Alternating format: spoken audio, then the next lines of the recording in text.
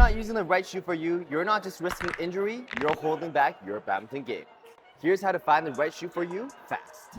There are 5 main metrics that you need to use when choosing the right shoe for you. Fit, design, durability, performance, and price. Let's start with the fit. So we'll be comparing the shoe that we're using right now, which is the 100 shoe that we both recently switched over, to our old shoes, which we are both using Aylex shoes. Yours a little bit newer. Mine's a outdated model that they don't make anymore. Ancient, just like myself. In terms of fits, there's multiple types of fits. And I would break it down in 3 components. There's a front, there's a center, and there's the back. So when we're talking about fits in the front, there's wide, medium, and narrow. Now, on my old shoe right here, this Aylex shoe, this is a very narrow front.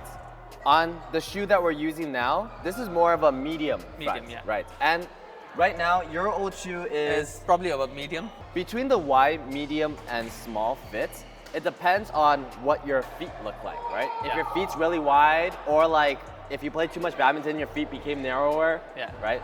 But for myself, the right fit for me, I would say, is in between a medium fit and a narrow fit. Like wide fits don't work for me. There's too much room for me to move side to side. So one thing that's important is when you're putting on, like for the front, when you put on the shoe, what you need to do is you need to see when you're moving your front, is there any room to move side to side? So right now, I would say for this shoe, there's about 10% room, which is okay. I think if you start to get to 20%, it's too much. But when I put on my old shoe, it's like completely tight. So there's no space to move. There's no space, so it kind of hurts my foot.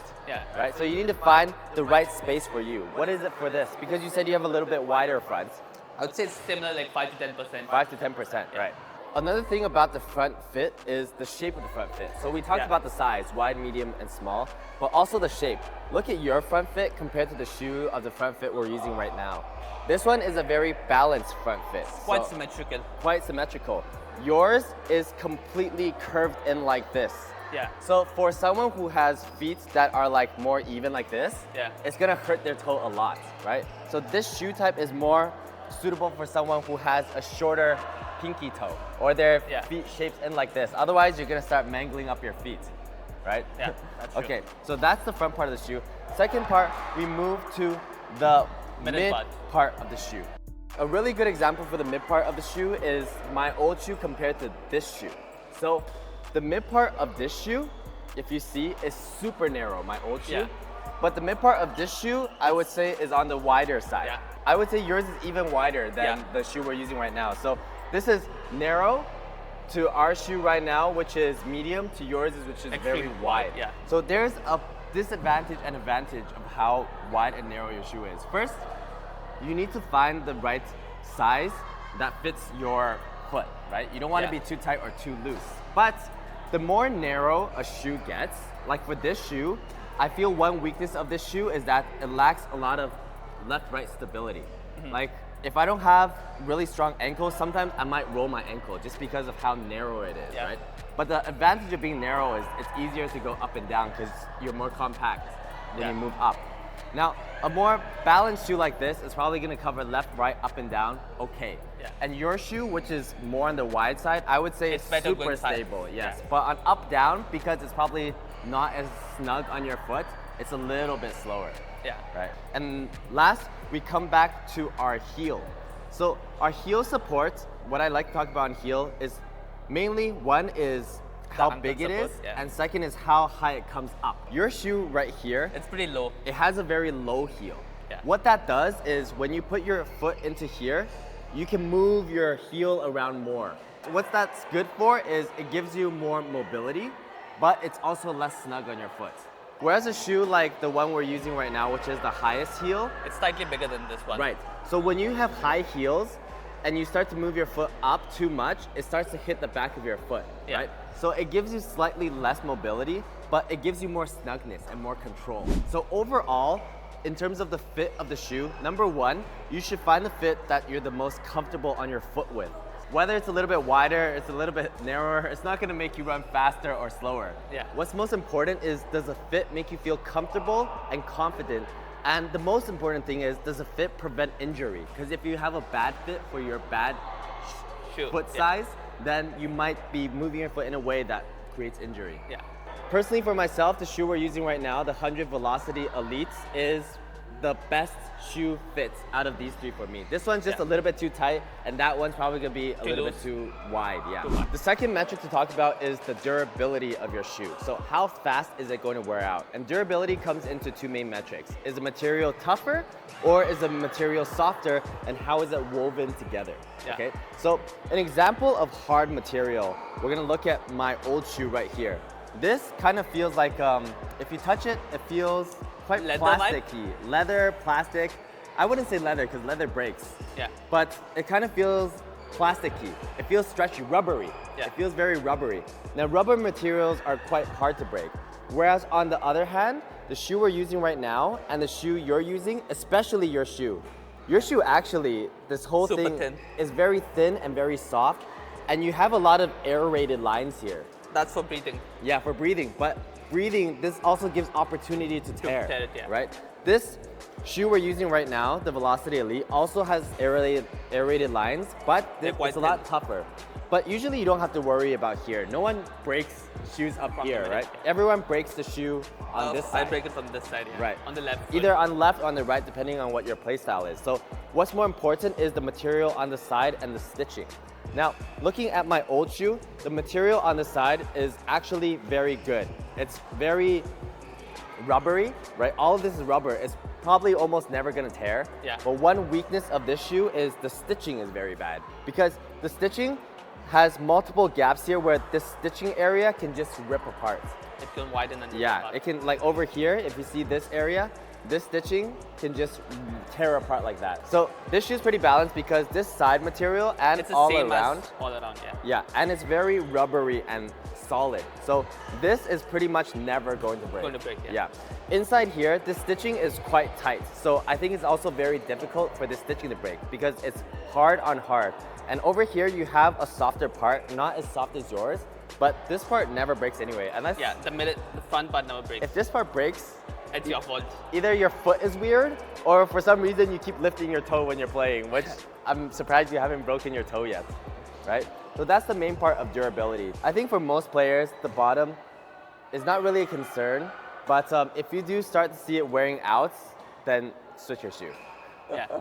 Next, let's talk about the design of the shoe, because how cool you look on the court is very important, okay? Let's break down the designs. I mean, my old shoe, I think, was the coolest design. I mean, it is the Lee Chong-wei model. Oh, this is the Lee Chong-wei model?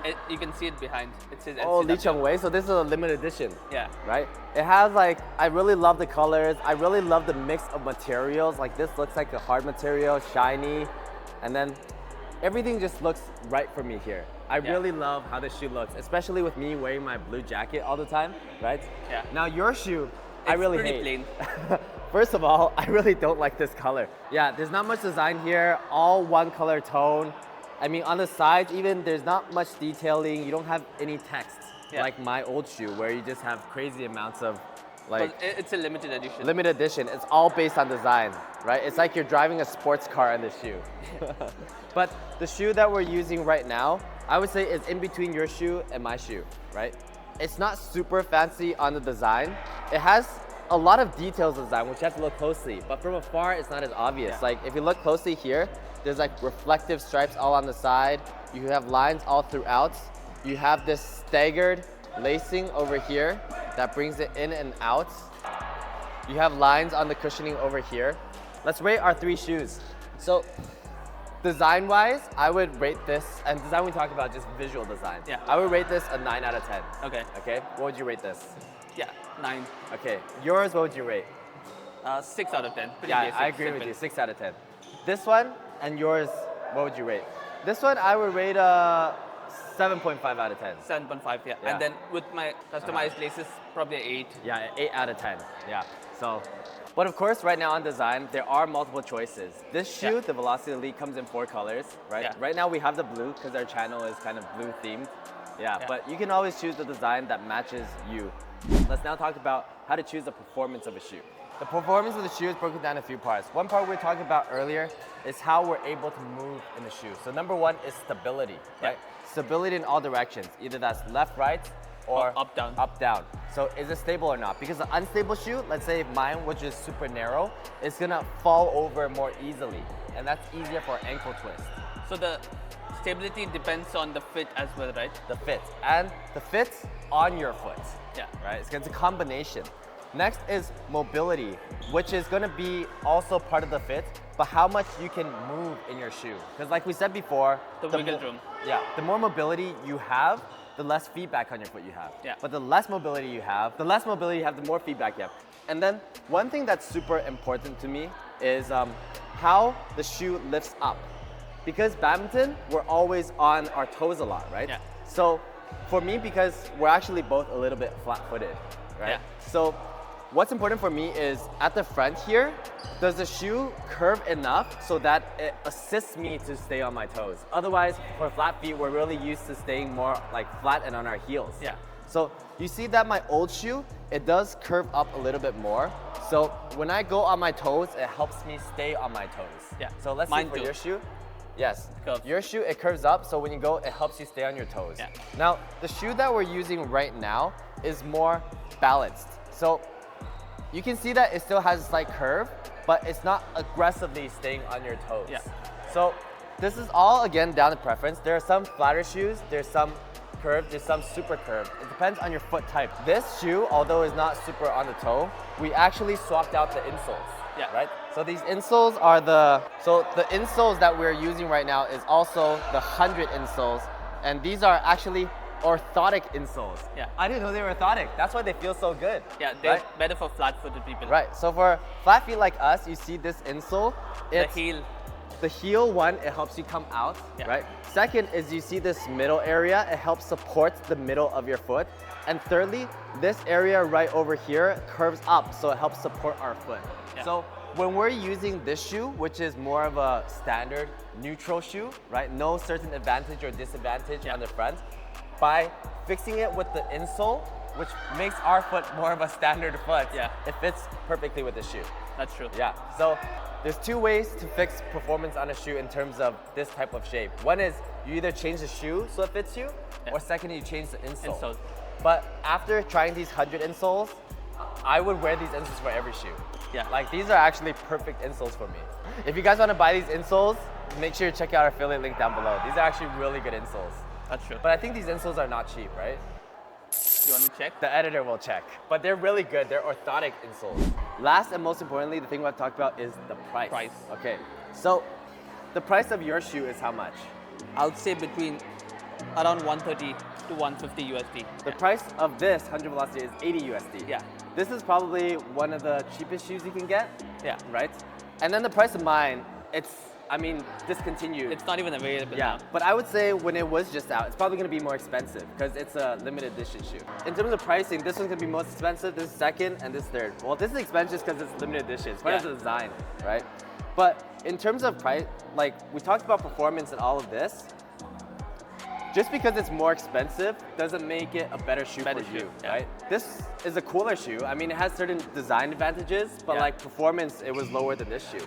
So I think when you buy a shoe, don't just buy it on how expensive it is, because there are brands that make more affordable shoes that are really good, which is why we use 100 for all of our stuff now. 100 is also a partner of the channel, but this is also still an honest review of the shoes.